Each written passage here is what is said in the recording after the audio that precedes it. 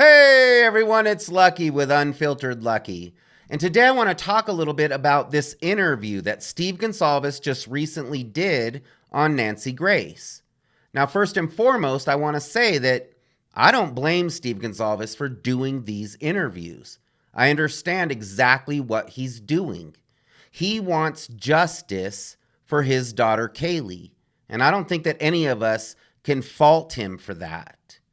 Now, you've never heard me say anything bad on a personal level about any of the families of any of these victims, and you never will. I can't imagine how traumatic something like this must be to a family. So I understand that Steve Goncalves wants justice, and I don't blame him at all. Now, Steve and Nancy said a lot of things in this interview, and today, that's what I want to talk about. Now, Steve and Christy Goncalves believe that Bryan Kohberger committed these crimes. Can you imagine being in the same courtroom with an individual who you believe took your child's life? I can't imagine, but I can understand why Steve and Christy would like to see Bryan Kohberger from head to toe in an orange jumpsuit and shackles. It makes sense. But on the flip side of that, I believe that we're all innocent until proven guilty.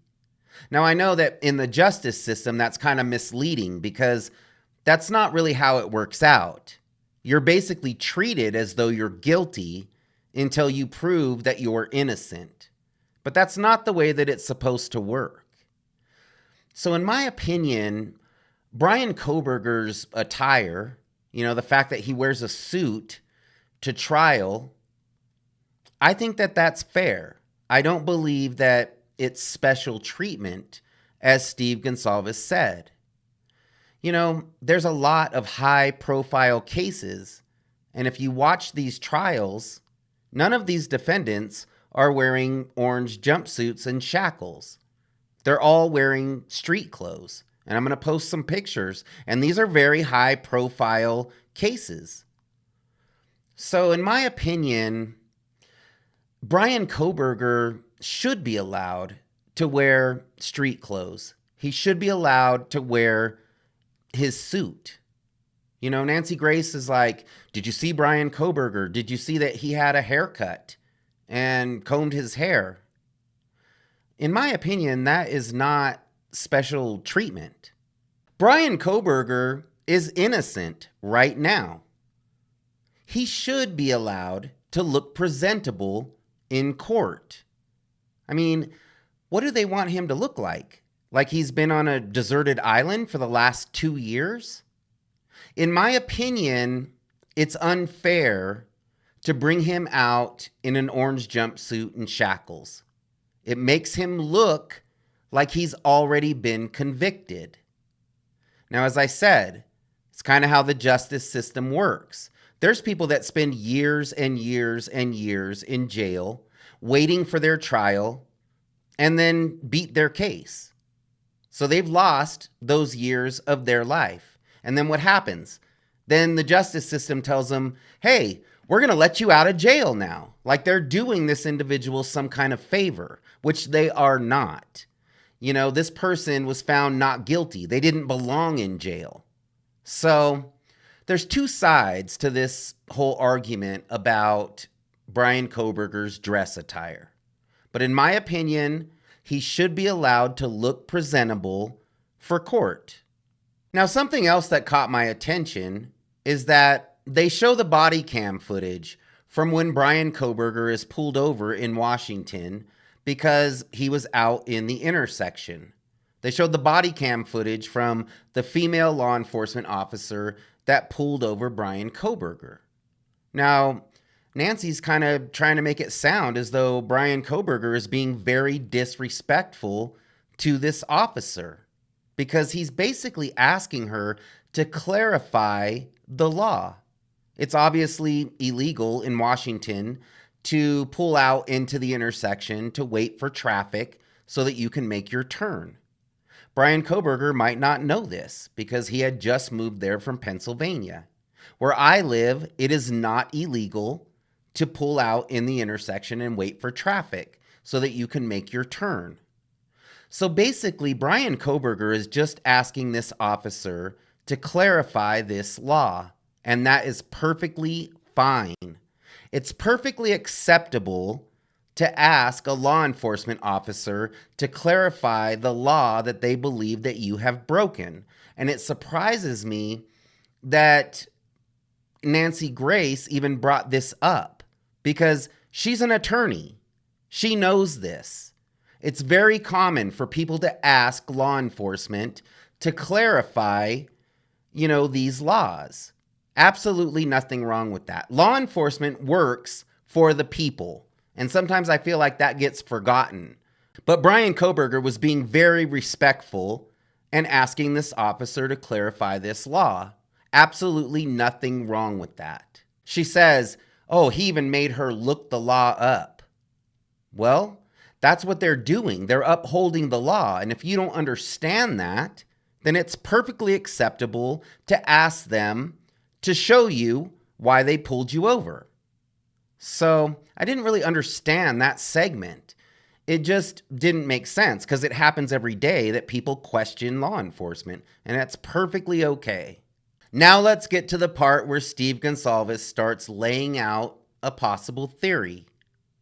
Steve Goncalves basically says that he believes from information, and he doesn't want to say too much, of course, that Brian Koberger carefully planned this crime from his home in Pennsylvania before he even moved to Pullman, Washington. That Brian Koberger was in his bedroom plotting and planning all the details of this crime. And then he was going to move to this region and take someone's life. It was very carefully planned because he works in criminology. He studies criminology, and he has knowledge of how law enforcement collects evidence and how the police work. Now, this is what I don't understand, is that Brian Koberger is in his bedroom in Pennsylvania, carefully planning this crime. And the first thing that he decides to do is buy the weapon that he's going to use online, possibly on Amazon. Now, does that sound sensible? Does that sound like someone who is carefully planning a crime? If he bought this K-bar online, then he was doomed from the beginning. This was not a very well planned out crime if he really bought a K-bar online. That just wouldn't even make any sense. Why would Brian Koberger, who knows how law enforcement gathers evidence, buy the weapon online when he knows that everything that you buy online can easily be tracked? That doesn't make any sense. Why wouldn't he go to a swap meet and buy it somewhere where it couldn't be tracked?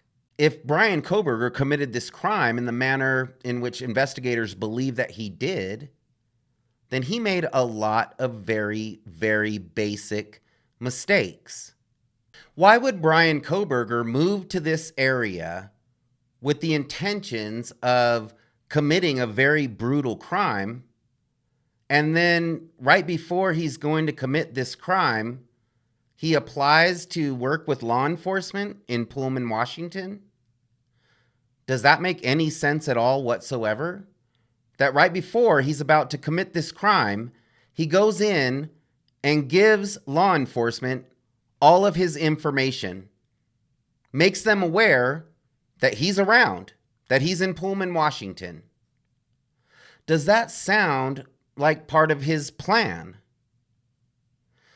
That's another thing, is that Brian Koberger applied for Pullman Police Department because he was going to help them with better ways to gather evidence. He was going to be working with them for cloud-based forensics. So Brian Koberger understands how law enforcement collects evidence. But with this understanding and all of this education, he decides to ignore his entire education and drive his own vehicle straight to the crime scene. Not only straight to the crime scene, he drives it around the crime scene multiple times, making sure that he's driving in front of every security camera in the neighborhood. Now, Bryan Kohberger would have known that these security cameras were in the area, because if this crime was so well planned out, then Bryan Kohberger would have gone to that area and scoped it out. So he would have known that these cameras were in the area. He would have known that his phone was able to be tracked from cell towers. But he just doesn't care about all that. Instead, he goes and drives his own car to the crime scene, parades it around the neighborhood so that all of the cameras can catch his vehicle, and make sure that his cell phone is turned on so that he can be tracked through cell phone towers. And Bryan Kohberger is very knowledgeable about how this information is gathered. So if this crime was so well planned out, why would Bryan Kohberger ignore all of that? Why would he go against his education and what he knows that law enforcement is capable of? So Bryan Kohberger, who's very, very educated in how law enforcement gathers evidence, probably more educated than most of the officers who are working in law enforcement, decides that he's going to commit this crime, and he carefully plans it all out before he even moves to the area. He's plotting and he's planning. And then he goes and buys the weapon online, and then takes the weapon that he bought online and drives his personal vehicle straight to the crime scene, making sure that he drives all around the neighborhood in order to be seen by all of the cameras. And then, last but not least, leaves the accessory to the weapon under one of the victims. This is what law enforcement believes happened, that Bryan Kohberger left the accessory to the weapon that he used under one of the victims. Now, does this sound like a carefully planned out crime? Bryan Kohberger had plenty of time to go back and get that knife sheath.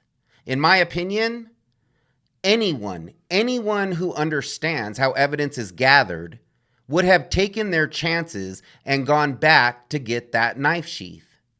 That was the one piece of evidence that can be tracked directly back to him if his touch DNA was on this piece of evidence. Bryan Kohberger would know that. And in my opinion, Bryan Kohberger would have went back for that knife sheath. I can't imagine that he didn't realize that it was missing when he got back to his car. In the beginning, it was talked about that Bryan Kohberger possibly had a kit with a change of clothes and, a bag, so that he didn't track a bunch of evidence to his vehicle. And that's why he didn't have any body fluid or any type of DNA inside his vehicle. So that's where it gets confusing, because they make it sound as though Bryan Kohberger took all of these precautions to cover his tracks. But on the other hand, this was a terrible, terrible plan. This interview, there was a lot of information in this interview. The problem is that Steve Goncalves' theory really doesn't make sense if you compare it to what law enforcement believes happened. But I just kind of disagreed with what Steve Goncalves was saying. And I definitely disagreed with what Nancy was saying. In my opinion, I feel as though she's already convicted Bryan Kohberger. So it was an interesting interview. Thanks for hanging out with me today. I really do appreciate it. And if you liked my video, please hit the like button and consider subscribing to my channel. Like I said, I really do appreciate it. We'll see you next time.